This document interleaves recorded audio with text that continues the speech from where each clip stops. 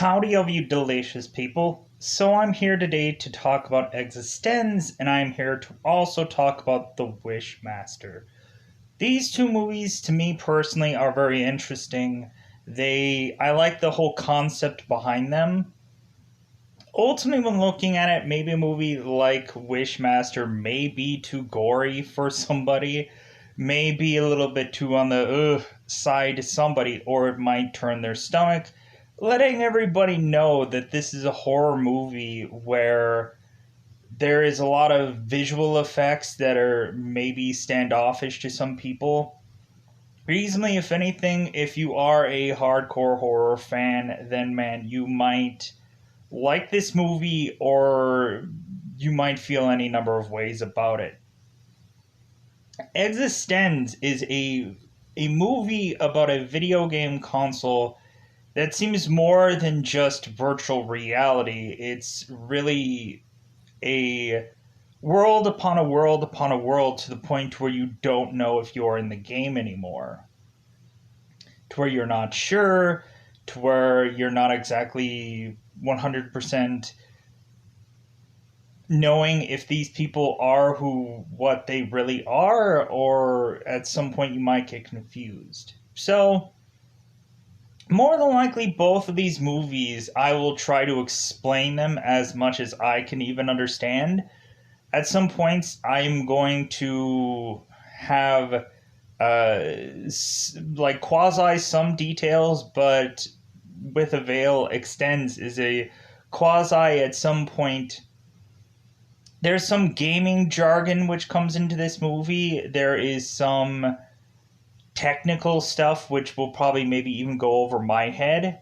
So there might be some stuff here that when I'm telling you, like, this is a very interesting movie and I enjoy how basically it seems like we have a gaming console, or in this movie, a gaming pod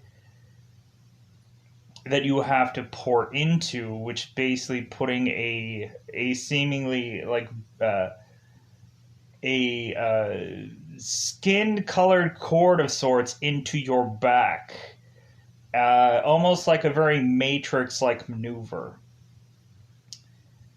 There seems to be a lot of play with stuff going on within this game.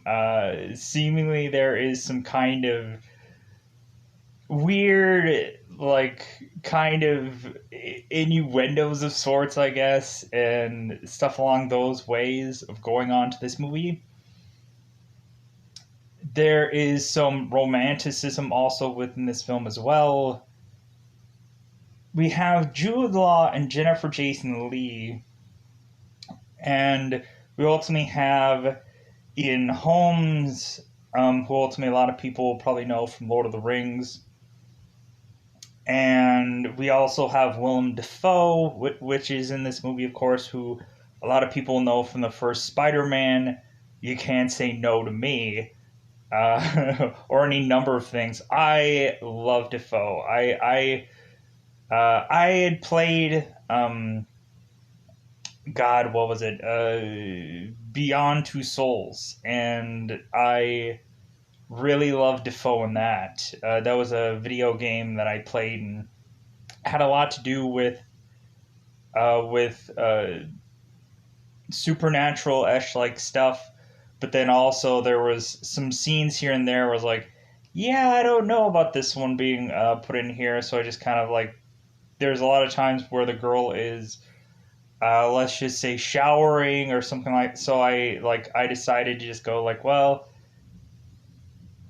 probably would be better off to just kind of leave this series off and maybe go back to it later with a different edited video at some points.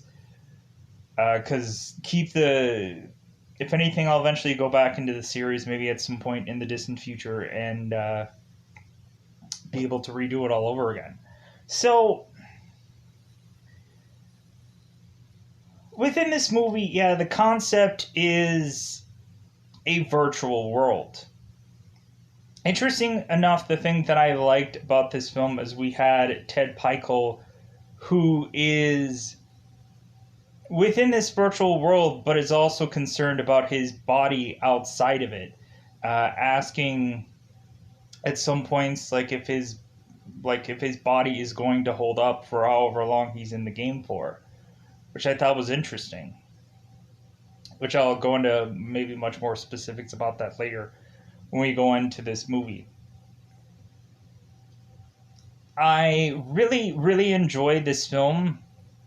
I thought something about a game console where you consistently have to bizarrely like touch and and it looks it looks so like there's so an innuendo and metaphor about things, and it'll probably make a lot of people uncomfortable, or there might be some people that might just be, let's just say, stimulated.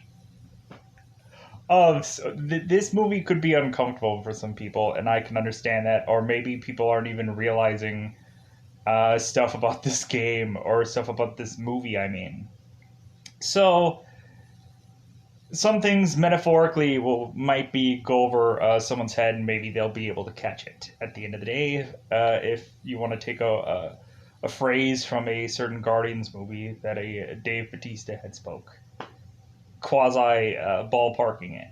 So, eXistenz is an enjoyable movie. If you haven't seen it yet, please go and find it.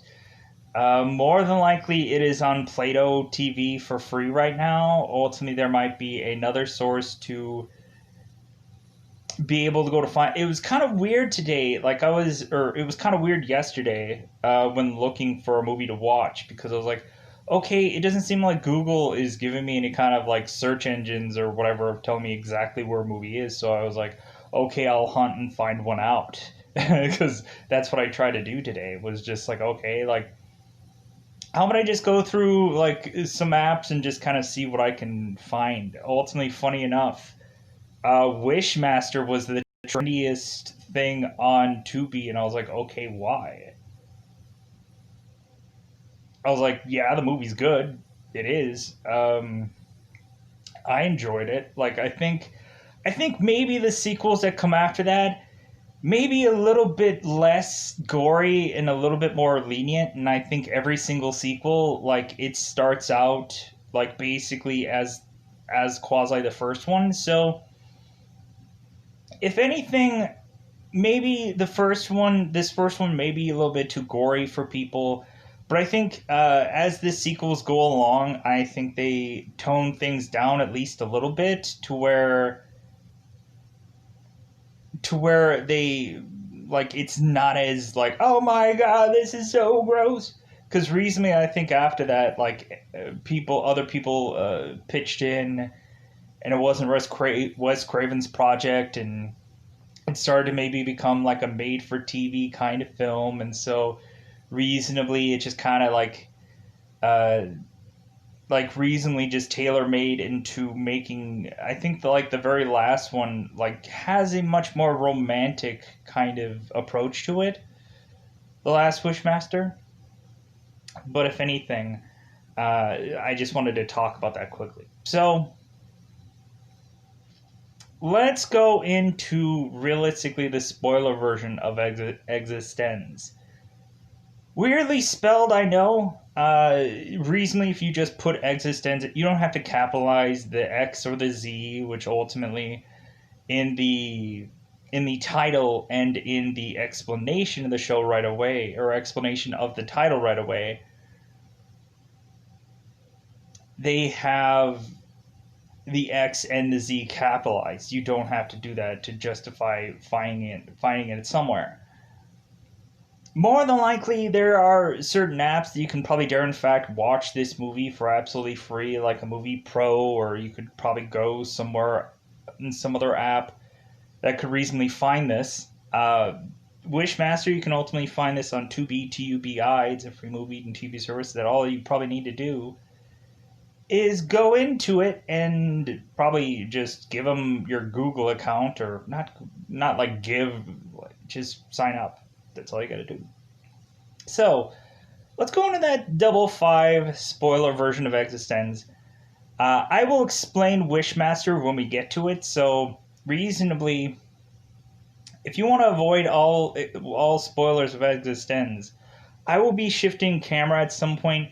You can fast forward to that point where I shift camera, and I will start to talk about Wishmaster. So feel like if you need to see eXistenz after the interest of a video game like movie, go ahead and check it out.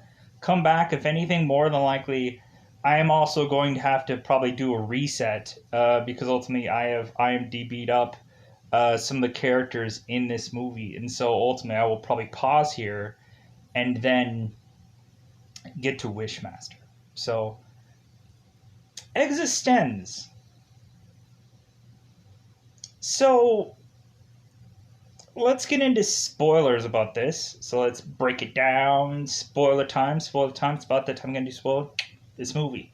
Doing a little bit faster because there's 2 movies you got to get into, and I don't want to take an hour's worth of time. eXistenz. Spoilers now. We ultimately have Jude Law, that is Ted Pikel, and he is going into what seemingly looks like a church. Ultimately having a man on a blackboard ultimately write out the word eXistenz, showing exactly how it's supposed to be spelled. Mentioning there is a brand new gaming console that is, or a brand new game coming out called eXistenz. Ultimately mentioning there is a game creator called Allegra Geller that is ultimately has created this game for this gaming pod. The speaker ends up handing it off to eventually Allegra Geller. Allegra Geller starts talking about things. Jude Law seems to be wearing some like security guard like outfit, and ultimately just kind of watching over things to ultimately assess what is going on, because reasonably Allegra Geller is very valuable. So we have it to where within this movie there is a character called Noel Ditcher. And here's the thing within this movie. There are several people that have several different names or several different personas. So if I'm probably talking about anybody, more than likely to be like, well, that's not the name that it sounds, because that's the problem with reviewing this film. There could be one person that could be under like 2 to 3 different personas at any time. And so reasonably, if somebody goes by a name on X scene, more than likely it's like, well, that is who they are, but people are going by several different names, so I hope you understand that. So we ultimately have this person that is coming in with some kind of bone-like gun and coming in to assassinate Allegra Geller, ultimately shooting her in the shoulder. Ultimately, he falls over. He had also killed the speaker that was ultimately writing on the chalkboard. Ultimately, that speaker falls over. Ultimately, during this entire film, I think I was like casting, like if I were to recast this film for today, like, I would immediately probably think maybe, like, Jude Law would be maybe, like, Justin Long and maybe, or, like, a Jason Mewes if ultimately he wants to have a bite at that apple, or something like that. Probably as, like, thinking of this, like, how can we do, like, a very reasonable movie that could easily make some decent amount of money. And like like me not saying like, yeah, I would recast this as Jude Law, and I would just be like, no, like I want a reasonable movie that it doesn't have to have like triple like I wouldn't need to have like the biggest star in this movie. No, Justin Long would be wonderful in this movie, no matter what he does. That's why I said Justin Long first. So he can play anything. So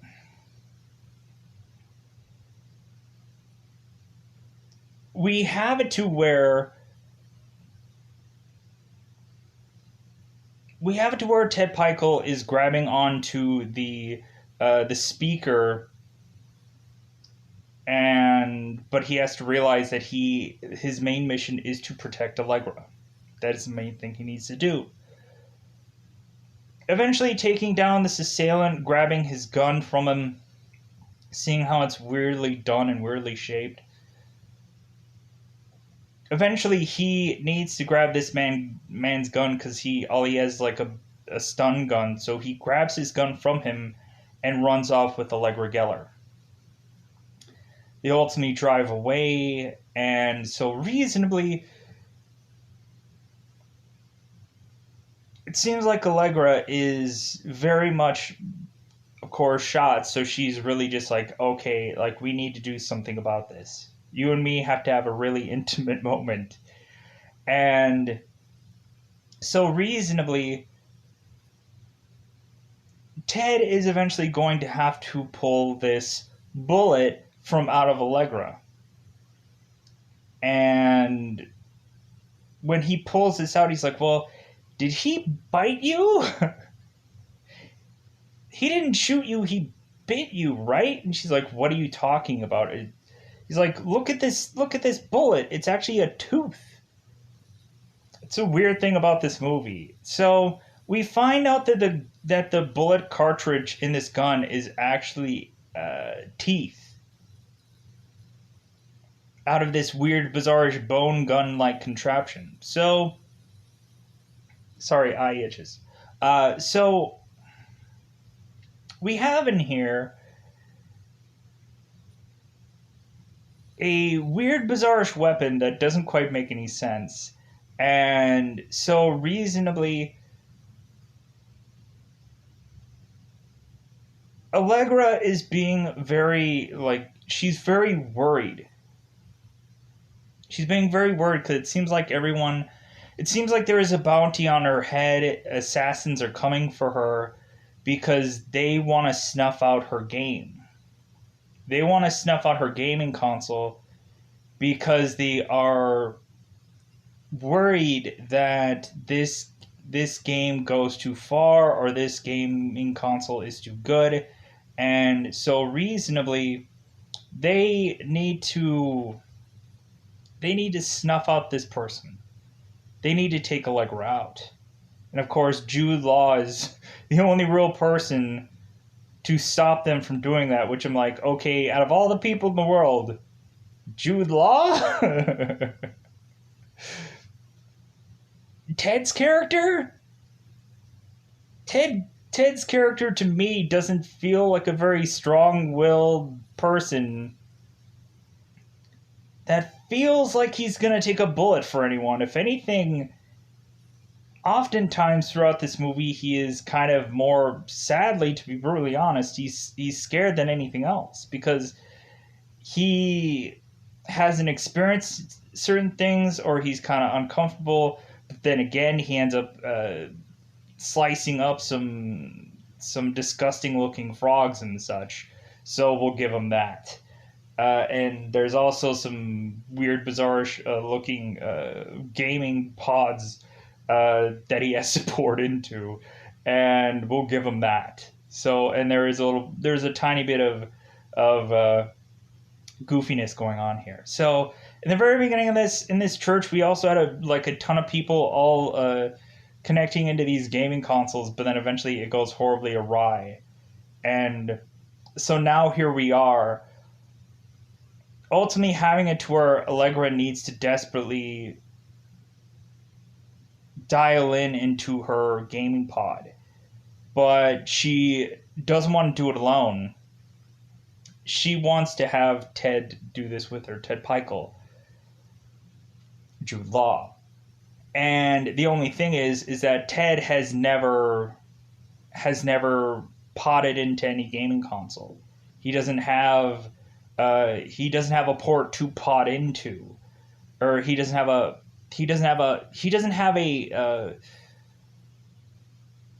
a backhole, let's just say, to port into a game with this cord to attach to a gaming pod. So more than likely there might need to be some visuals to understand this review, which I can completely understand. Um, which maybe eventually edited in there'll be some visuals, but anyway, or more than likely, I don't know how well those visuals are gonna go because more than likely there might be some flagging of sorts. So go ahead and check this movie out if you can find it anywhere. Go through any movie app to dare in fact watch this film because I thought it was interesting. Visually one of a kind, that's for sure. So going into here, we have to have Jude Law's character get a hole in his back so he can be ported. And what ends up happening is we end up going to a gas station to meet Willem Dafoe, ultimately called Gas. So, which is bizarre, which is the most bizarrest names. I guess that should have been like. I guess it should have been like the giveaway that this whole thing was an actual game, or the whole time. Spoilers if you haven't seen this movie, but a name like Gas kind of brings as like, okay, this character is definitely not. This person doesn't have a normal name. They're at a gas station. They're called Gas. Like, I don't know. So we have Willem Dafoe that ultimately is Gas, and ultimately while pumping their gas, it comes up in conversation that it seems like this guy that Jude Law needs a port. Ultimately, Gas's character can help him with that, and ultimately he finds out that the woman that Ted is with is Allegra, and he's like, "Oh my god, you're Allegra?" Oh my god, he like bows down to her and he's like, "You have changed my life." But ultimately, we have Gas take Jude into the back of his seemingly mechanic shop to ultimately get his hole put within him in the lowest portion of his back. You gotta see the movie to understand some of this. So Ted ultimately asks Gas how many times someone has even done this. And William Defoe's character mentions, like, well, you'll be my third. Immediately, Allegra Geller is going back into the back, seeing what the progress is on Jude, let's just say, getting connected. And instead, Jude is wielding a big giant wrench to get Gas to get away from him. Jude Law does not trust Willem Dafoe's character, and so it's like, no, you're not going to do this to me. So eventually, Allegra Geller goes to Ted and convinces him to just get this done. Like, she needs to get into her game, and like, this is the only person that is going to do this. So eventually, it seems that we have it to where Gas does the procedure. Ultimately, it seems that Ted ends up being paralyzed, and so Allegra ends up putting some like Freon or some kind of like freezing agent for Jude Law's back hole, so they can as quickly as possibly be ported into the game.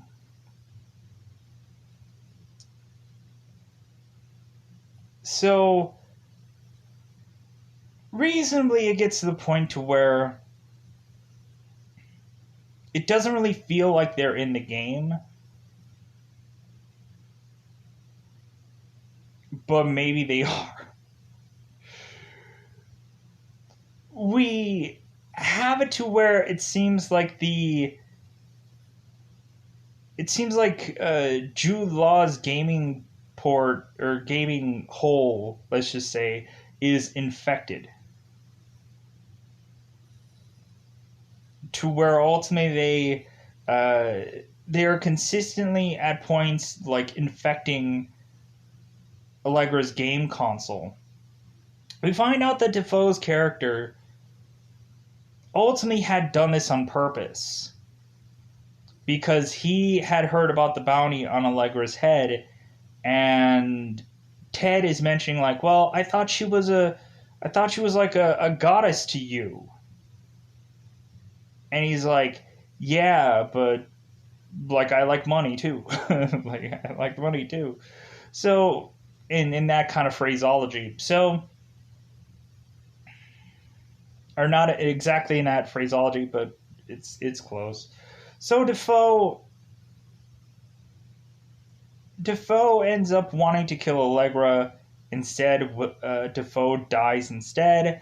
Ultimately, they are thrusted into trying to somehow get their gaming console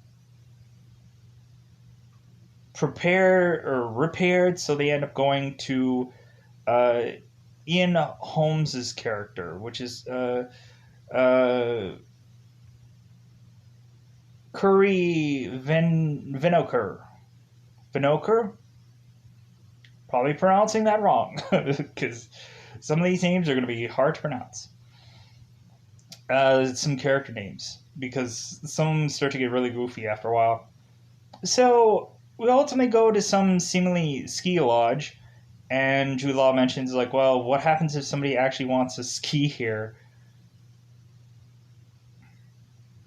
So eventually we get to the point of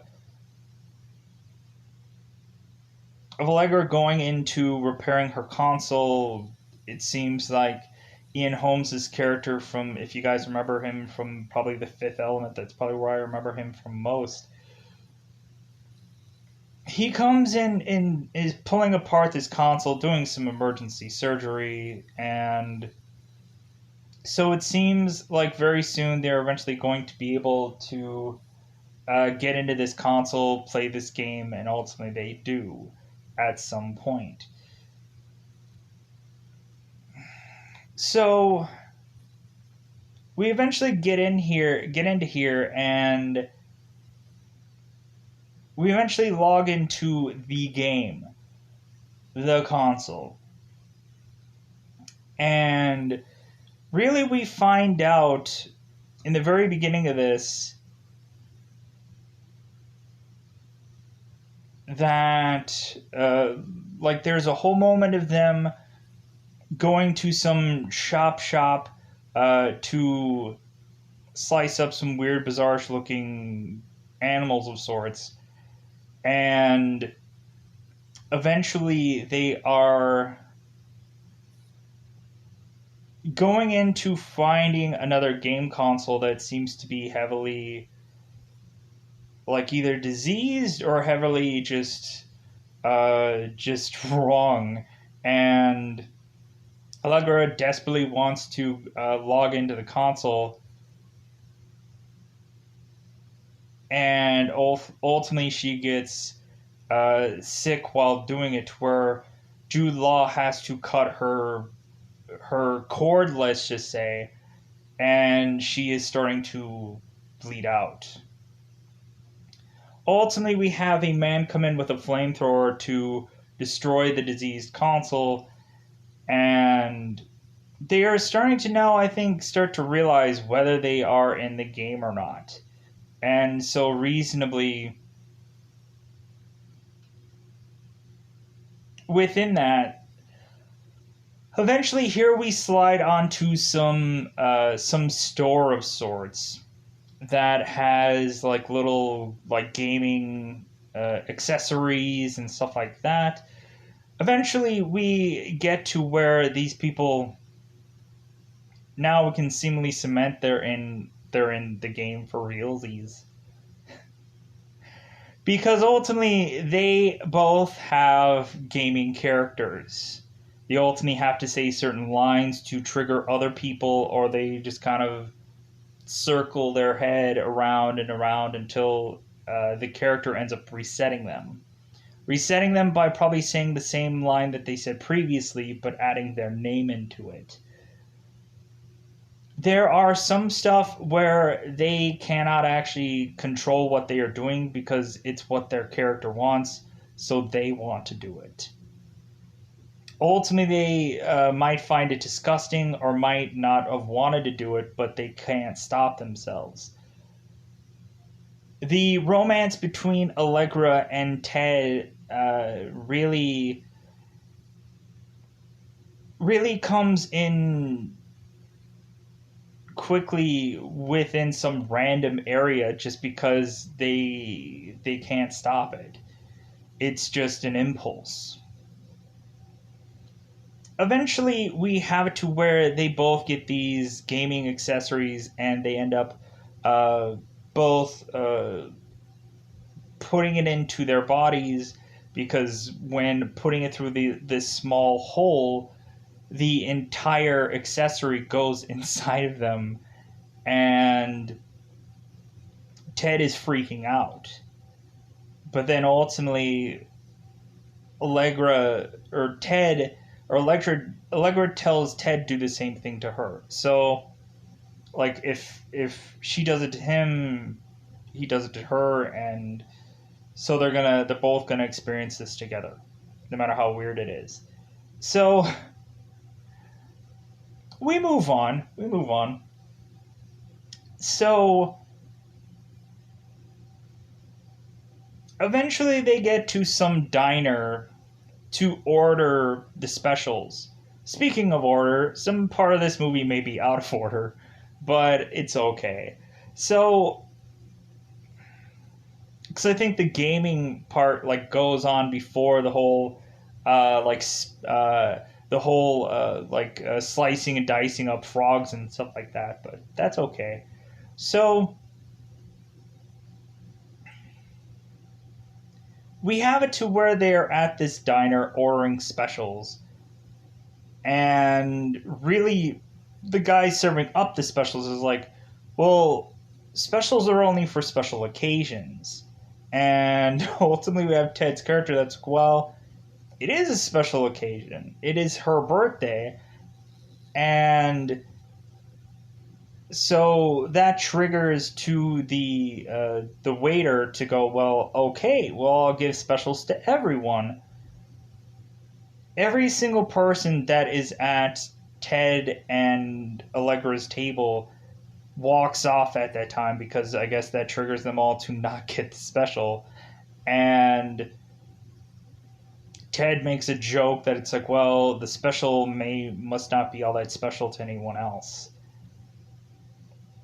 So Ted eventually gets his special, and Allegra and Ted are disgusted by this. They're like, ugh, that doesn't look right. No. But Ted seemingly starts to eat it.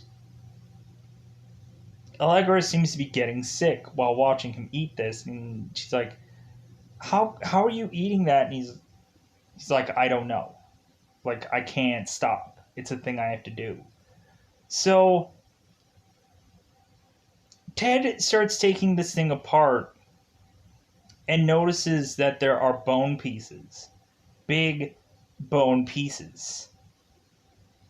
Ultimately, when seemingly putting all this food and stuff together, he eventually sees a bunch of parts that are all to be placed together to reconfigure this bone gun.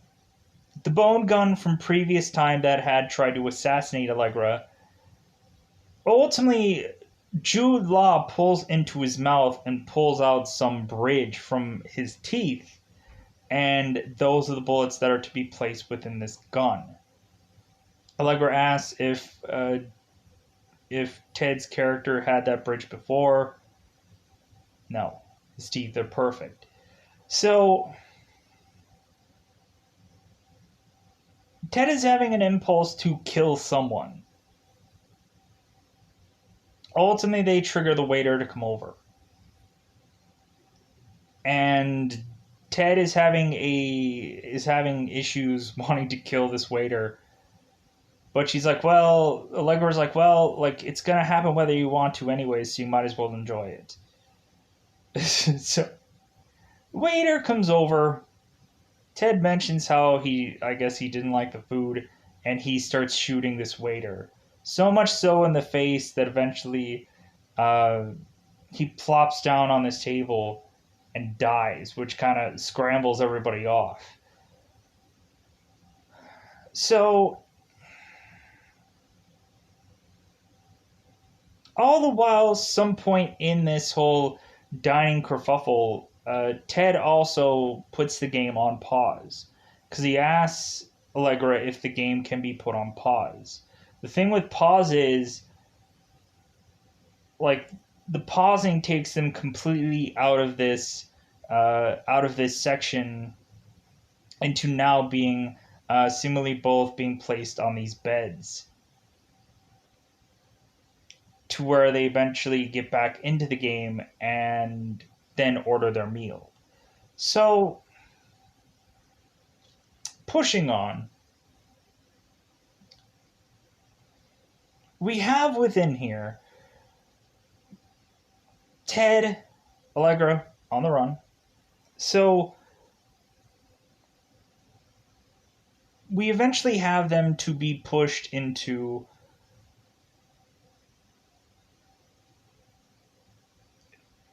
very much trying to blah blah blah blah blah blah. So uh, they end up going back into, I believe, this store at some point to look for someone that ultimately they can't get answers from. They evidently meet some guy on the counter. They say his name, and like they're trying to get information, but there is no information. Further and further, seemingly down the rabbit hole we go. We have Ted and we have Allegra that ultimately get out of the game at some point, and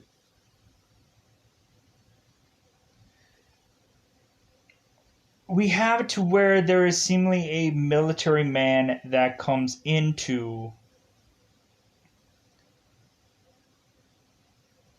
bashes into their place, really talking about how he's like the resistance to protect Allegra. Eventually he ends up shooting up her gaming pod console, and reasonably Allegra is just kind of like, no, you killed my life's work.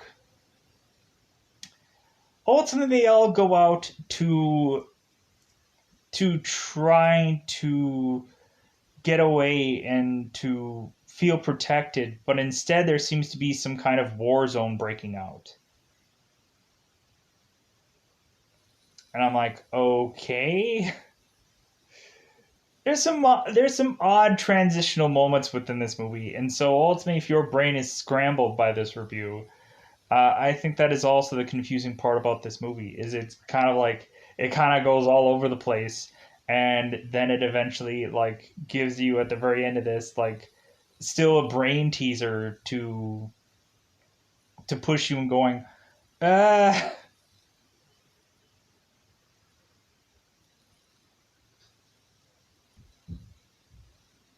okay. So there's a war zone going on, explosions all over seemingly a forest-like area.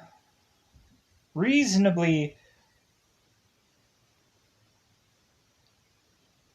Ted is almost convinced that he's like, what if we're still actually in the game and we don't even realize it? That is a consistent confusion that you can probably get throughout this movie. Whether they are still in this game or not, whether they are still playing or not, what is going on, what is up, what is down, how are they ever going to know when they are unplugged? So, reasonably, at some points, there is cause of infection through these game ports. Ultimately, Jude Law at some point was uh, seemingly getting an infection from the game pod itself. Ultimately, seemingly at some point going to kill the gaming pod for good. To where we transition to have the soldier come in and blow up the and shoot up the gaming console anyways. So we eventually have it to where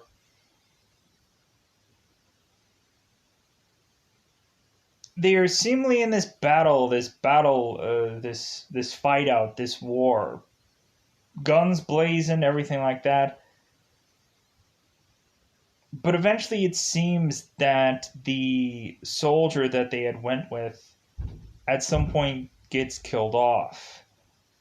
Ian Holmes comes in as the evil henchman person that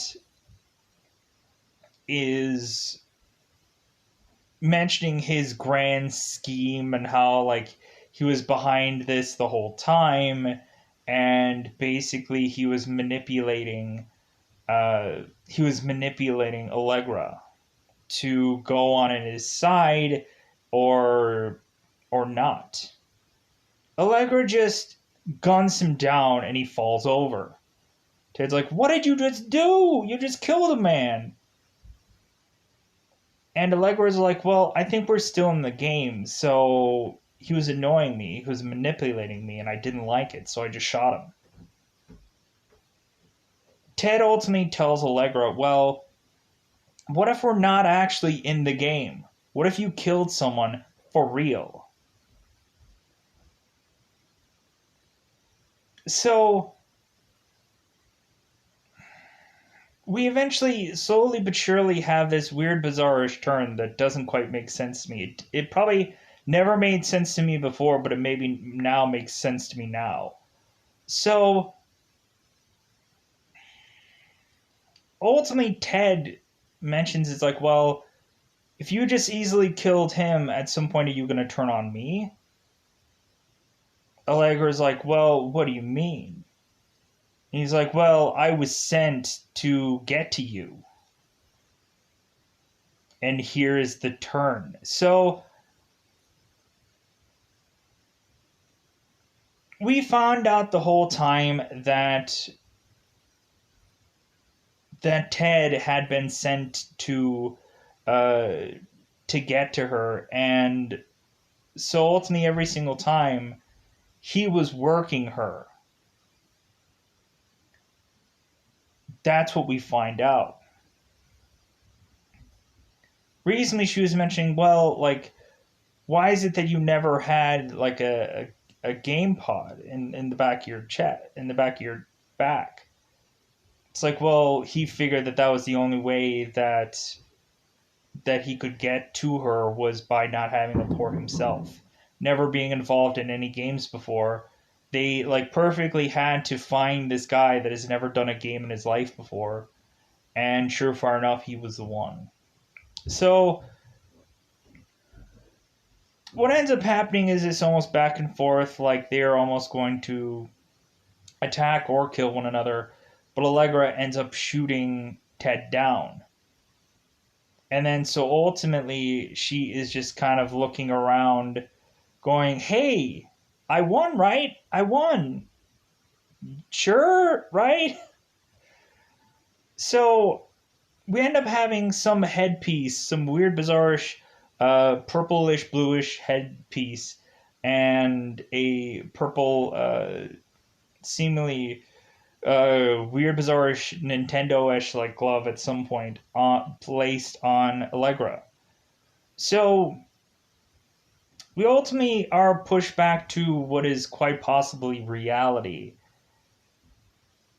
Now to see a bunch of people all sitting in this church environment, which is the very first thing you see early on in this movie.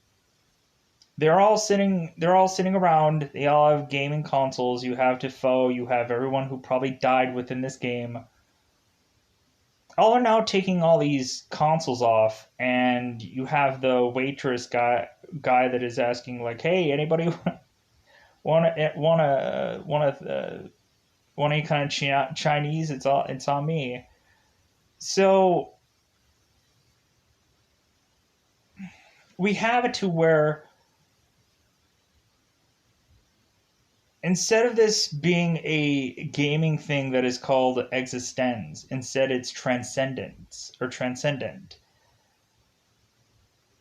Ultimately, we have people that are doing a survey about this game towards the end of this movie, like mentioning like, hey, like how good was the experience for you? There were some people there were some people mentioning how like they would have wished that they would have had a longer experience, or there was some stuff about their character that they didn't understand, or there were some people just sad that they were taken out so quickly. So within this, the end goal is asking for the developer that was the guy with the flamethrower in the early part of this movie. He is actually the developer of this game. And so reasonably there's a woman in the by the seats asking if the developer did a good job. And so everybody's clapping. They're like, yeah, like this game is great. So after like they kind of get to their conclusions and ultimately like that, the game developer is talking to the girl that was doing this survey with these other people, like reviewing what they had seen. And the game developer had gotten a little concerned because he's like, okay, there was something about this story that didn't quite make sense to me. Like, there were people curving their experiences, and what troubled him most was that the story was curved to go after the game developer of this game. That doesn't sit well with him. Ultimately, we have Ted and Allegra, or we ultimately have these two characters who I guess were an actual couple in real life, and Ted and Allegra mentioned it's like, well, yeah, like I guess you guys really did notice that we were a really good couple. Ultimately, Ted goes, it's like, well, yeah, like she wouldn't be going after anyone unless it's me. Normally, she wouldn't be jumping the bones of any random security guard, but again, unless it's me.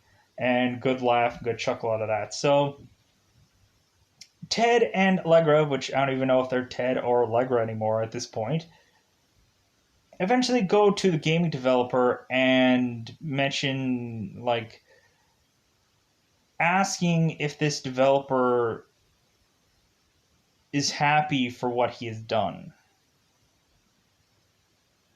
Basically, they start mentioning that this is a very unsafe product, that ultimately people won't know what reality is and what isn't reality, and they can't let that go. Eventually, they have some dog with them. They pull this fake fur off of this fake fur off this dog to reveal that there is a belt gun on this dog. They pull the guns out and start firing on the game developer. Eventually, Jude Law and Allegra and Ted's character eventually start shooting some of the people that are in the environment, and the guy who played the waiter in the game before ultimately is going to get shot, before he does, he asks, okay, can you guys tell me if we're in the game or not? Ultimately, the credits roll, the movie ends, and you never know the real question, which is great because it'll bug people forever. So, moving on. So, ultimately, we now have the Wishmaster. I won't have to pause for this because I already paused and then went into this. Or I already have the preset names and characters and stuff like that. We ultimately have Alexandra as seemingly Tammy Lauren as the female female lead in this movie. We have Andrew Divoff. Uh, Divoff? Hopefully I'm pronouncing that right. As the Djinn. Robert Englund.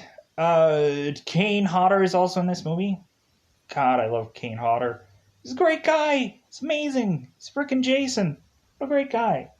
We ultimately have Ted Raimi, who ultimately has been in Xena, Warrior Princesses, and he's also been in the Tobey Maguire Spider-Man films, because ultimately Sam Raimi has directed those. Ted has usually been in a lot of stuff that Sam Raimi has been, or if anything, more than likely anything that is otherwise tied to probably Bruce Campbell, or yeah, just anything that is otherwise tied to a lot of these people. So,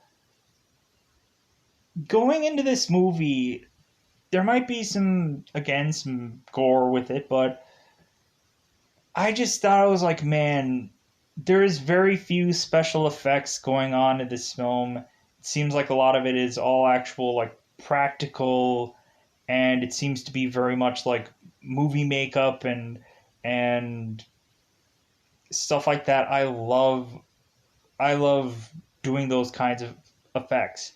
I don't like much of the computer stuff. I just don't. Uh, Call me old fashioned. Not that I won't watch a CGI like movie or a computer generated film. I just find it fascinating the work that it takes to put some of that stuff together, and I appreciate it. So, and hopefully, I will eventually see movies like. Eventually, I want to see Tusk at some point, because I was looking at that last night. I was like, man, I want to see Tusk. I've seen like the behind the scenes of it, but I wanna actually go back and actually see it, because I think at some point like I started watching it and I was like, uh, like I started watching, I was like, okay, like I gotta come back to this at some point, and I never did, because I just things get lost in the shuffle, sadly enough. But I want to see it eventually, because ultimately I know there's some other stuff that is coming that feels just like that, coming down the pipeline of Kevin Smith's uh, noodle noggin brain.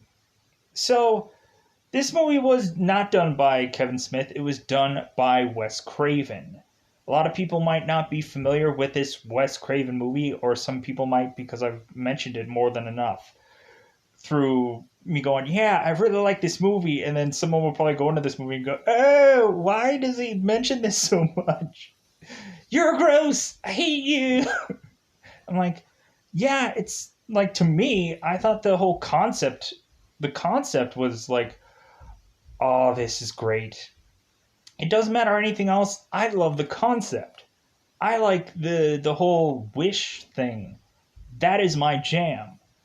That is my favorite thing. Wish movies. I don't care about anything else. Just give me a wish film.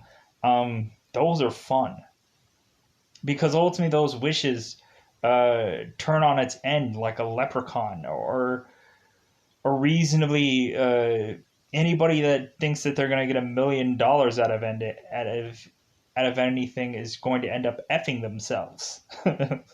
If ultimately you watch any of the other sequels of any of these other Wishmaster movies, there is also a guy that literally has to F himself in prison, nonetheless. And so eventually, when you'll see that scene, you'll be like, what the? is what's wrong with this guy? Justifiably, I find these things to just be like, I find them to be funny. I find them to be like interesting. And I thought like looking at this, that's hopefully what everybody else thought. Hopefully. Nobody thought that I needed to go see somebody or no. I like John Carpenter's The Thing, even though at some points it does like I'm like, whew, man, this was a workout watching this film because it's like, man, there's some like gory moments and there's some just like moments of just like feeling uncomfortable throughout a bulk of that movie. Hence why it's probably a workout to watch that film and want to like go back the next day and watch it again because you're just like, man, my stomach, or something else is just oof. So, anyways, bunch of lead up. I know. Sorry, but I'm actually I want to take the time to remark on how interesting this movie is. There were some parts watching this again that I completely forgot about.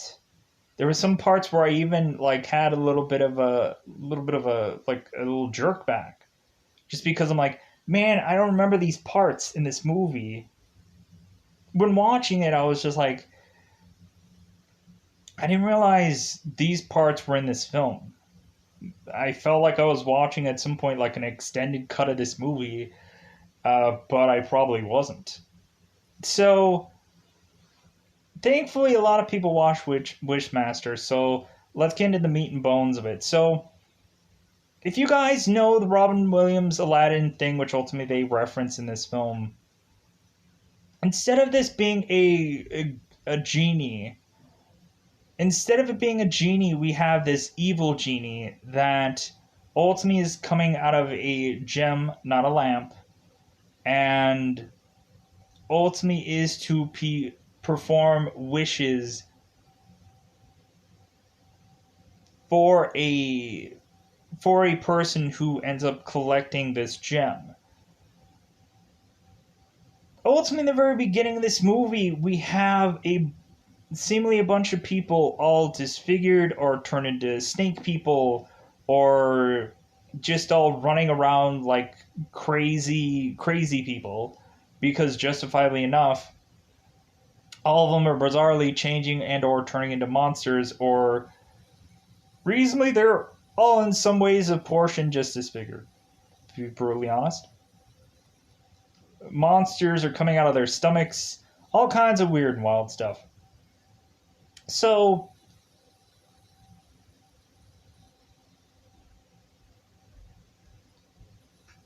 seemingly we have it to be in the very beginning of this movie the jinn has been out of his bottle and things are going horribly awry. It doesn't seem that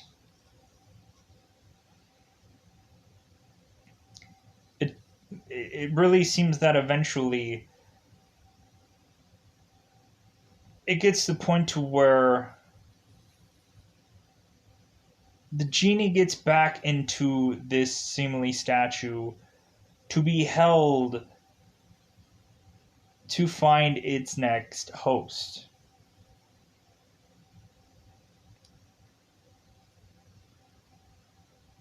Eventually, we have this statue that is being taken from off this boat. I'm not quite spoiling this yet. I'm doing a lead up. I'm doing a lead up. The statue ends up coming off this boat and ends up getting smashed, leading to where a gem falls out of this statue, which is to be curated and looked at and to see ultimately how valuable it is.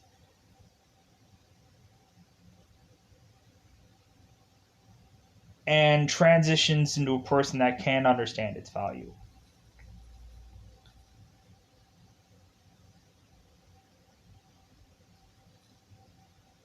And that person ends up being Alexandra, Tammy Lauren, who eventually goes into here and seems to consistently throughout this movie have a connection with the Wishmaster.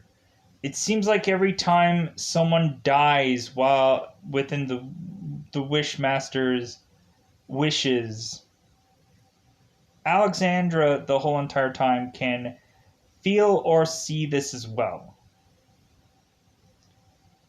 She's having nightmares every time. She is just like having these weird flashes of things.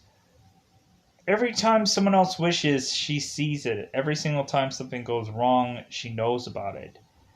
And it seems like more and more she is seemingly on the verge of losing her mind, it seems.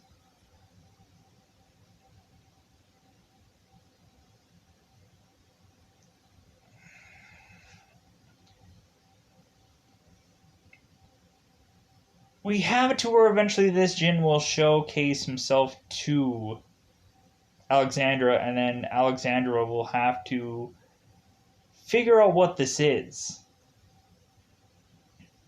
Figure out what a Jinn is. Figure out what he can do. And reasonably, there are points in time where the Jinn ends up peeling some, let's just say, he does some face-off Nicolas Cage, John Travolta like maneuvers, and puts said face onto his own at points in time. And ultimately, you will see the product of those faces being off. So again, gory moments. That is probably like the tamest part of those. To be brutally honest, the face parts. Yeah.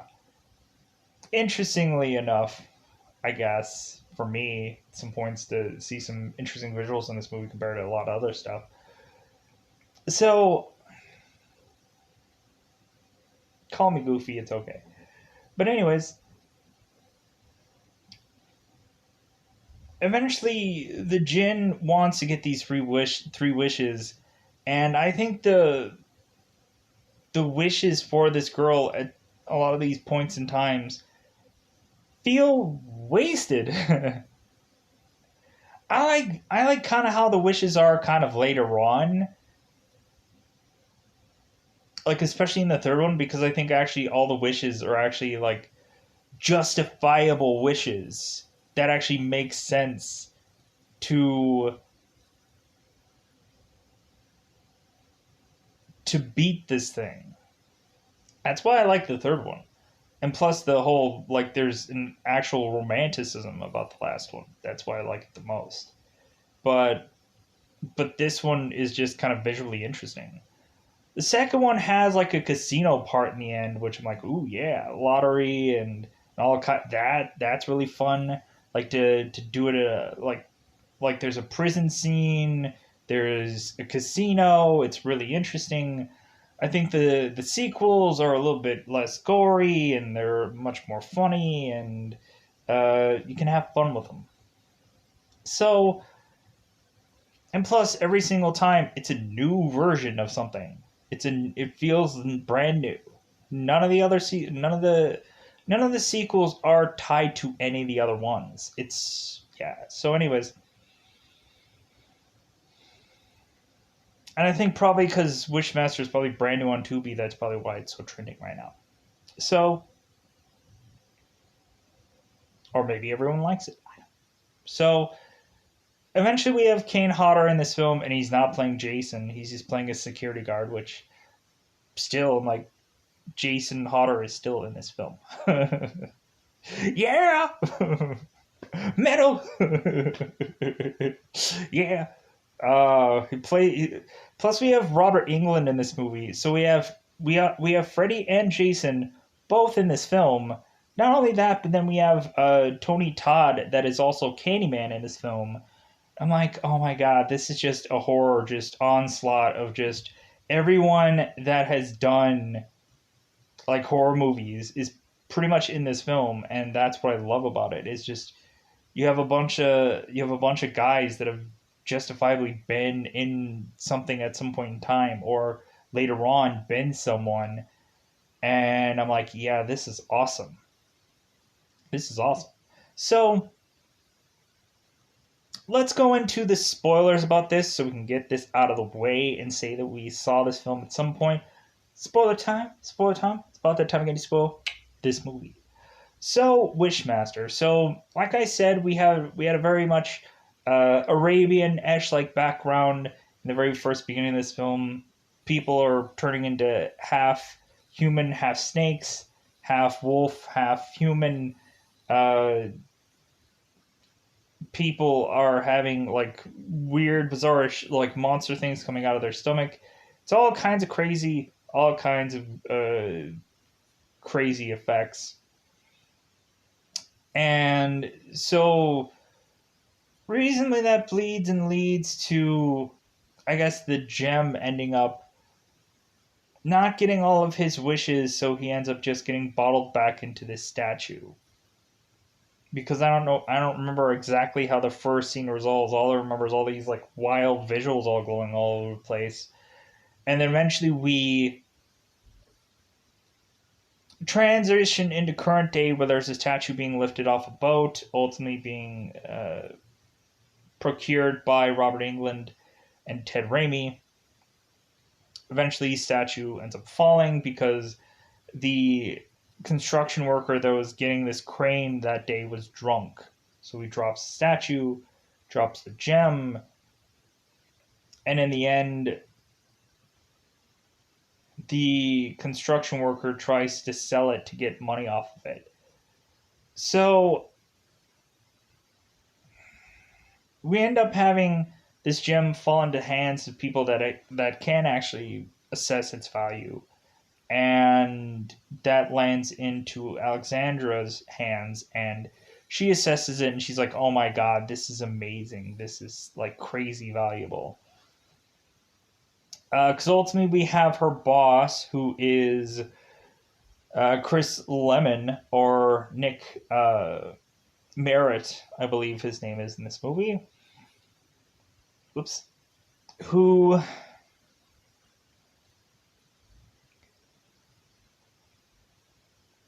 is procuring this gem and sold to me in the end.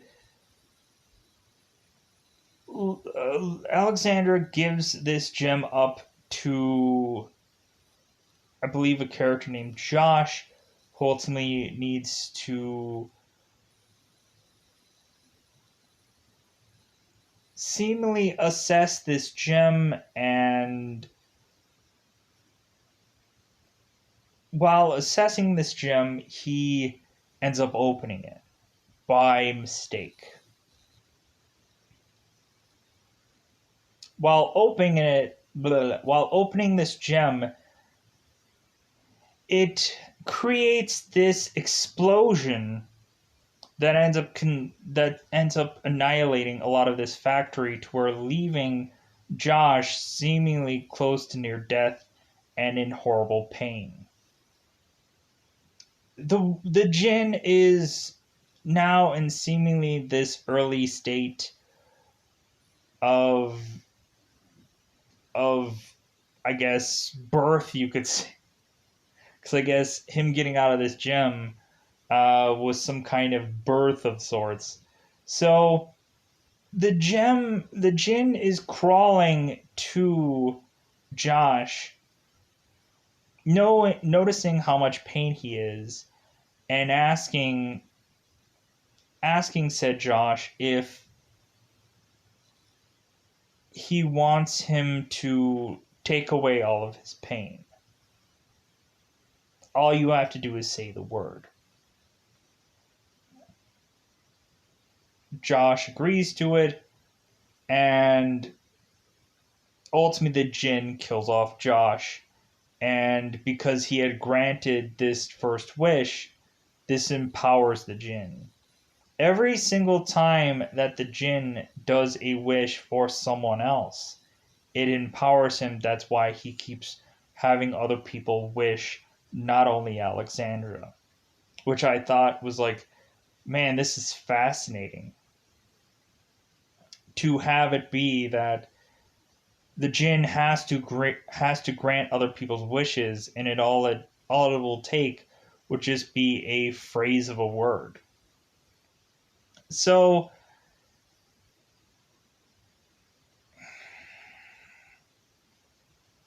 we have it to where the jinn goes along and ultimately asks what anyone wants him to do.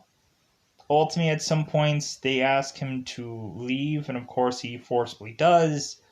At some point, the jinn gives Alexandra a free wish, and the first wish that she makes was for him to shoot himself in the head, the jinn. Ultimately, he does, but he's like, well, you can't kill anything that's eternal. That hurt like hell, though, just letting you know, but you didn't kill me. So, we go along here, and the jinn needs to eventually get a seemingly a face to call his own. So eventually he goes into the morgue to find a dead person to slap his this person's face on his own. There seems to be some doctor that rolls in on the jinn doing this, and ultimately the doctor is freaking out about the jinn and also about the skin that is gone from off a person's face.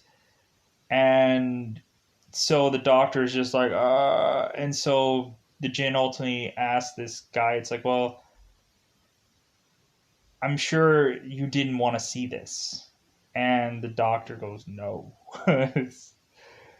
So the jinn goes, done. And so now the guy is permanently blind. His like skin is over his eyes to where he can no longer see.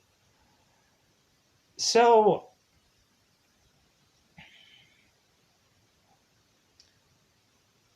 we have the jinn eventually rolling around, just having a good time. Just eventually getting some new threads, some new clothes, going to a store, ultimately asking seemingly this woman behind the counter, hey, wouldn't you want to be beautiful forever? Like, I can make that happen for you.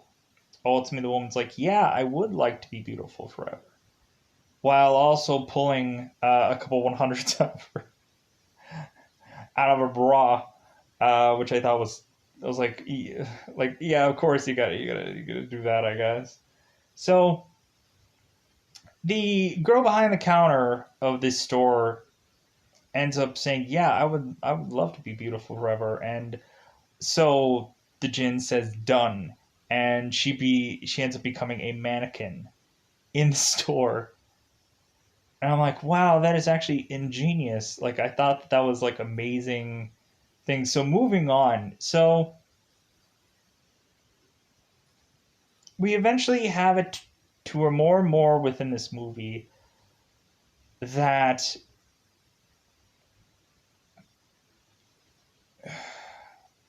the jinn keeps granting wishes, but eventually needs to to get to Alexandra. Ultimately, we have the jinn at some point who is going to grant some wish to a hobo, to where the hobo wants this doctor that is in this pharmacy to get like cancer, and ultimately the doctor gets like all kinds of and he just falls over dead, and the hobo's like, oh my god, dude, I did this. And ultimately the jinn looks at him, and the hobo's like running away from him because he's like, oh my god, what did I do? So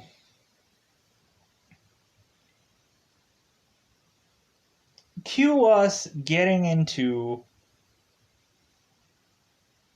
this basketball game, and ultimately Alexandra and her best friend are at said basketball game. Her best friend is Shannon. Shannon, I believe. So yeah, or I think it's not her best friend; it's her sister. So Shannon. There we go. So Shannon and Alexandra are at a basketball game. And here's my thought. I would have thought that recently the Jinn should have actually taken the skin off of Josh, because that would have been the best way to get at, get at, because that's the first man that the Jinn sees. But I guess it's like, well, whatever. We casted this person, and we didn't want this guy to be this the whole time. You would have reasonably thought then that, the first person should have been. They could have wrote it in that the guy originally was. You could have. I don't know. You could have done any number of things. But anyways, so we have it to where Alexandra is making a phone call. Eventually, Alexandra gives her phone to Shannon. Eventually, the Jinn is there at the basketball game, and he's like, "Oh, hey, can I borrow your phone? Like, if anything, I'll pay for the call. Like, I'll be nice about it." So ultimately, the girl says, "Sure, whatever you want." So Jin makes the phone call, and it's not to really call anybody. It's just to star 69. Like, what was the last call that Alexandria's made? And like, it was interesting to see like that phone, because ultimately, like, it's almost like some burner phones are almost still look just like that at some points. So ultimately, the Jin says, "Oh, they must not have been home." The guy gives the phone back to Shannon. Seems like Shannon is a little taken by this Jin character. So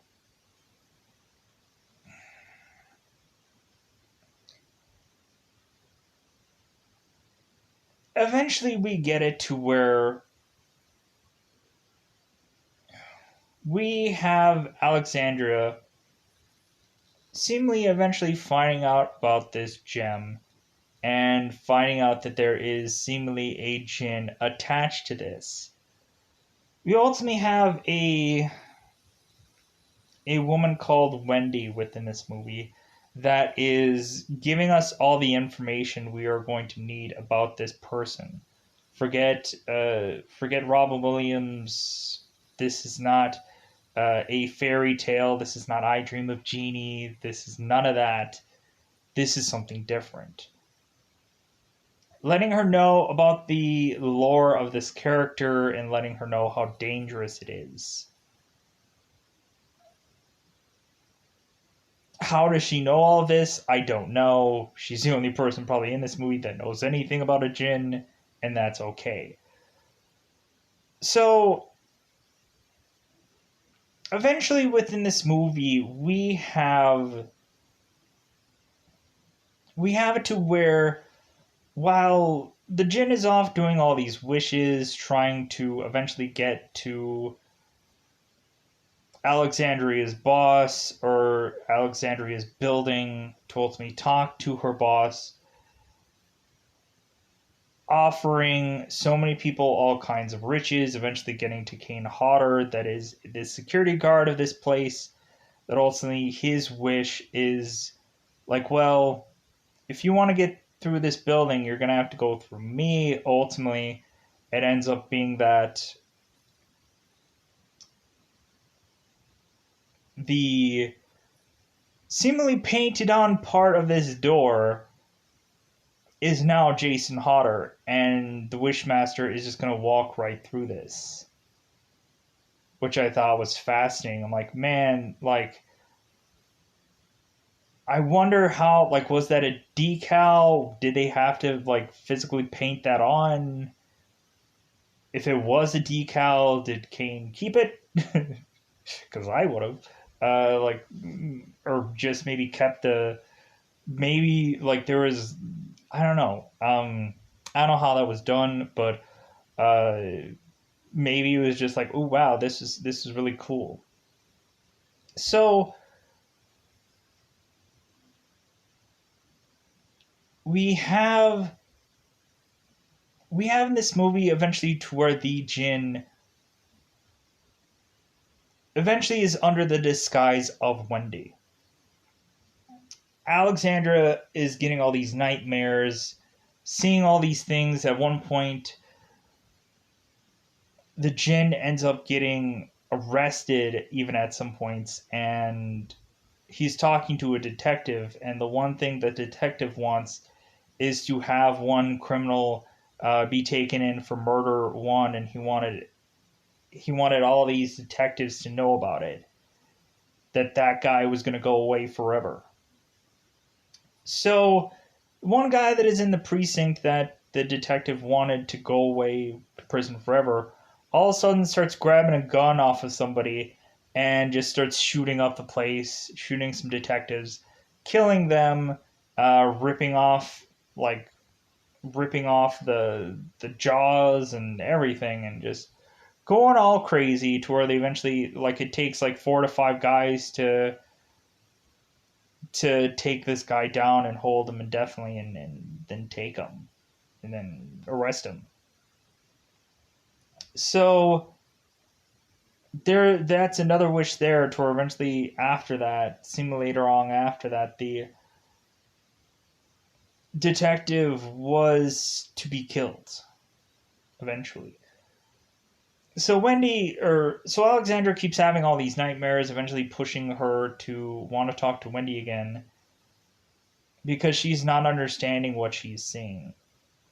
So that ends up to where Wendy is now asking Alexandria, it's like, well, hey, do you need anything? Do you need a water or or a brisket or anything? Do you need anything? Do you need any food, water, or anything? And Wendy is consistently asking Alexandria this, and Alexandria just starts to get a little ticked off at this point because she's like, why are you asking me, like, what I need? Like, what I need is just to talk things out and try to get some understanding. It's like, why are you asking me everything that I need? And here's eventually where it seems that Alexandra is eventually more and more getting smarter. Because Wendy is mentioning how seemingly overpowered this Jinn is. And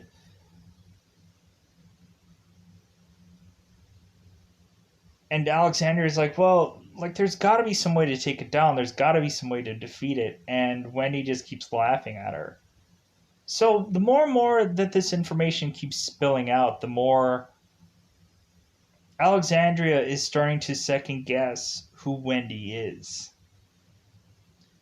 Which eventually is revealed that Wendy is actually the Jinn. Ultimately, again, doing a face-off moment, ultimately leaving Wendy dead for eventually us to showcase that the Jinn is coming after Alexandria because she needs to give him 3 wishes. Do it now. So, at some point, the Jinn is revealing who his true self is to Alexandria because there's some people that can't take his true form, but he wants her to understand how real this is, how true he is about things. And so Alexandria's first wish is to ultimately completely understand who the Wishmaster is. Because even when somebody explains stuff to her about who this Jinn is, she really still does not understand. So the Jinn's like, well, done. So ultimately, we have the Wishmaster who takes Alexandria inside seemingly his gem, where all these people, for probably eternity, are being tortured because of all the wishes that they've made. And eventually, we have some demonic dog-like monster that is also at some point going to go after Alexandria. Some of this seems to be like actual like puppetry like effects, and some of it might actually be like a little bit of CGI mixed in at some point. But the torture parts are all seemingly done practically. So we have the Jinn sitting on his throne explaining some things, but when I hear all this stuff, I'm like, none of this stuff is actually getting to the root of this person. Nothing is really just like, oh yeah, I needed to sit down and hear this one about like the knowledge of the.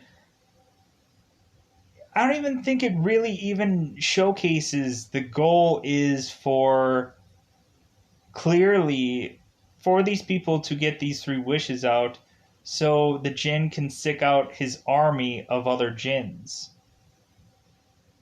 Because I think really in the very beginning of this movie, or towards the very last wish of somebody, there seems to be like this kind of ripping of these walls, of these like faces showing themselves onto these walls at some point. But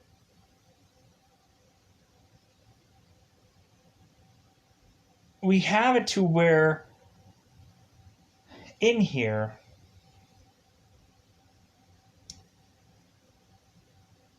that it seems like Alexander isn't really getting any much answers, and so reasonably the Jinn is kind of threatening that he will go after anyone to get her to do her wishes. Anyone that she loves, anyone that's close to her, she will go after them. So that's what makes Alexandria realize that she justifiably needs to make sure that her sister is okay, because ultimately the Jinn is going to go after her.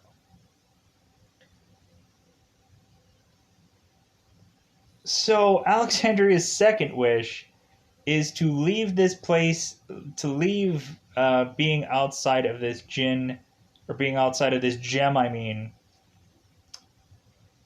and to not be with the Jinn, but ultimately she wants to go back to her apartment so she can check on Shanna.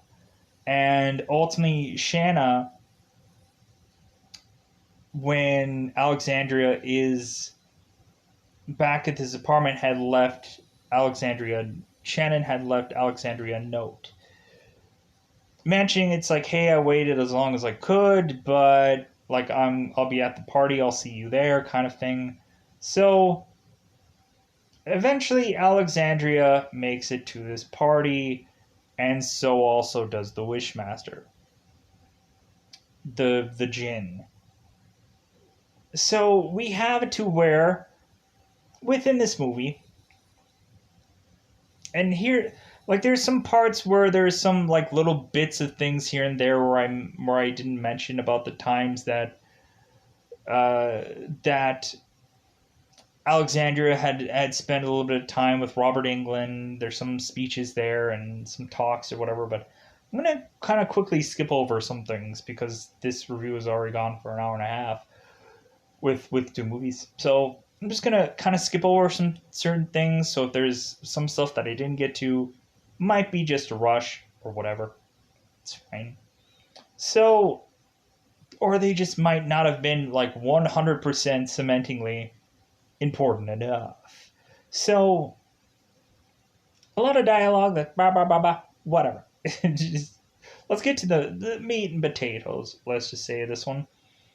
So, the interesting part is we have no disrespect to Robert England now, but let's push on. So Robert England's at the party. He'll be there. We'll see him again, because he's the curator of, or he's the party thrower. So we have it to where the Jinn is trying to come into the party, but he's not on the guest list. That's where we get Tony Todd, ultimately the Candyman, who is ultimately the bouncer, the guy that is not going to let anybody in. So the Jinn offers Tony Todd, like, hey man, like, wouldn't you want anything? Wouldn't you want to be able to not have to do this job anymore and have to like deal with people like me? Wouldn't you want to just escape? And Tony Todd eventually says yes to this, and we find the Jinn walking into the party, to where ultimately we see Tony Todd in the distance having to do uh, some magic like escape, where ultimately you have this entire tank that is filled with water. Tony Todd is having a straitjacket tied to his chest, and ultimately it seems like he is drowning. So the Jinn is mentioning that Houdini escaped from this contraption in a couple minutes. So we'll see if Tony Todd can do it as well, which we won't get to see. So we go into this party, and it seems like everything is going well until Alexandria makes it to this party. And then the longer we go on to this party, the more everything is going horribly awry, justifiably. Because what ends up happening while Alexandria is at this party trying to find her sister, the more and more as she's trying to go about this seemingly giant mansion, the more she is starting to notice that the Jinn is also there, and that it seems like the Jinn is taking statues that this millionaire has had and turning it into his minions. Which I don't understand why, because justifiably I don't get the sense of him walking around with all these statues. It kind of feels like an expense that honestly they didn't need. But it's a cool visual, though. It's very cool, but it just feels like a lot of money spent, and I didn't quite understand why. I was like, okay, these statues are awesome looking. Don't get me wrong. It's just like there's so much detail put into them, and I was like, man, this looks awesome, but I didn't understand why they were there. They were just kind of there to just walk around, really, walk next to the Jinn consistently. So we have it to where Alexandra is going through this party, and she is starting to more and more start to see people become crazily deformed, glass all up in their bodies. You have Robert England, who eventually seemingly is puking out some substance, which ultimately turns into a larger thing, a goopy gobby thing, which ultimately you never really get to see the whole full metamorphosis of it all. It seems like his insides are becoming outsides, and that's a little gross. But I was like, man, Robert England did that? I'm like, man, you would have thought that, like, but I guess he was just trying to do something interesting. You probably remember the movie Poltergeist, where the one guy ended up yakking, the father of the one Poltergeist movie ends up, like, yakking something, and I was like,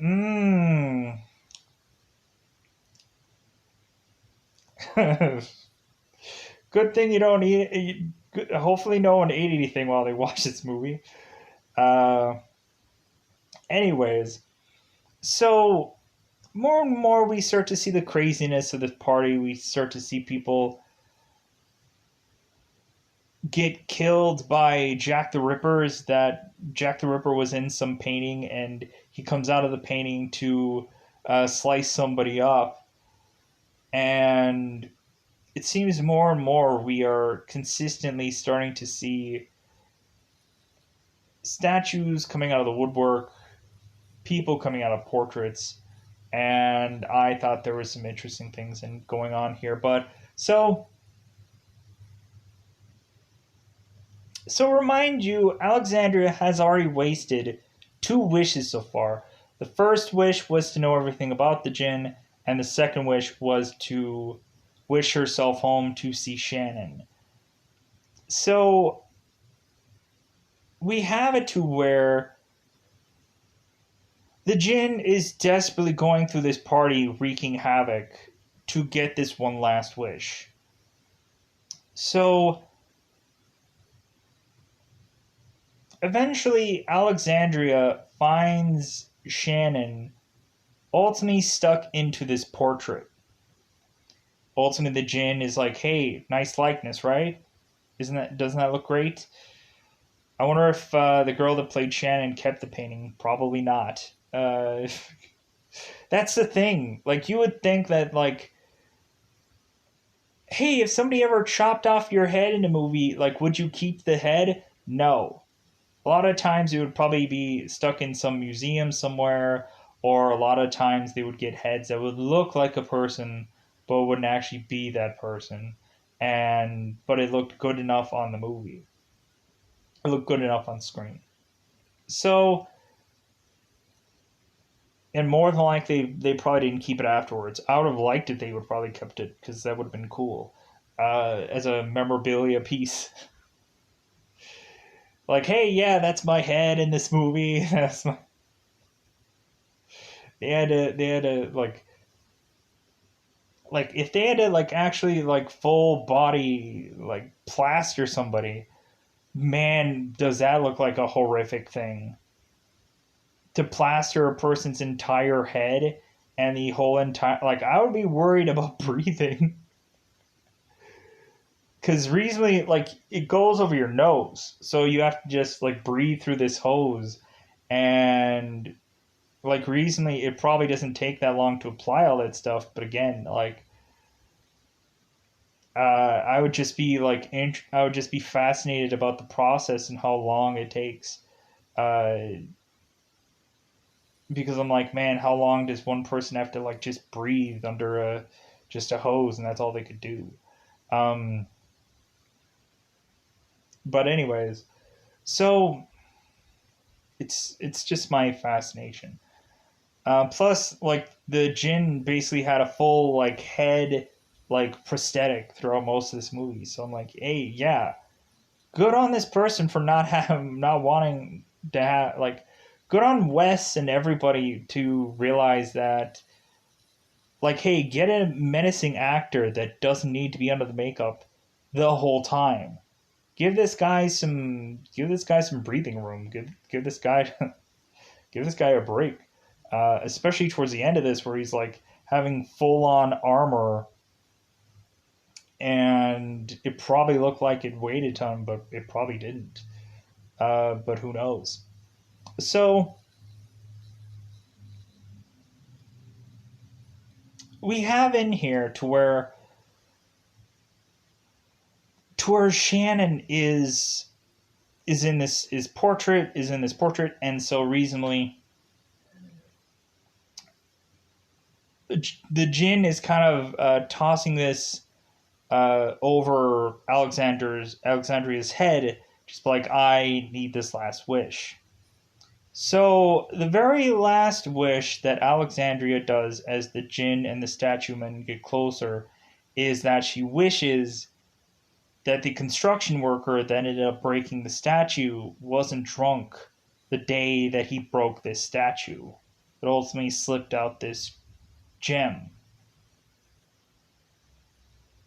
So The actual last wish that Alexandria makes is actually the smartest wish, because that undoes everything. So showcase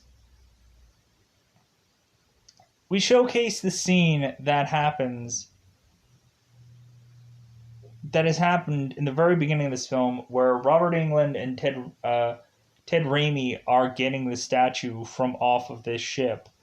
And this time around, the statue is perfectly fine. The gem never falls out. So now we had to do some time traveling to basically undo what everything we have all ever done, to where the gem never gets into the hands of Alexandria, and nobody ever knows that this exists.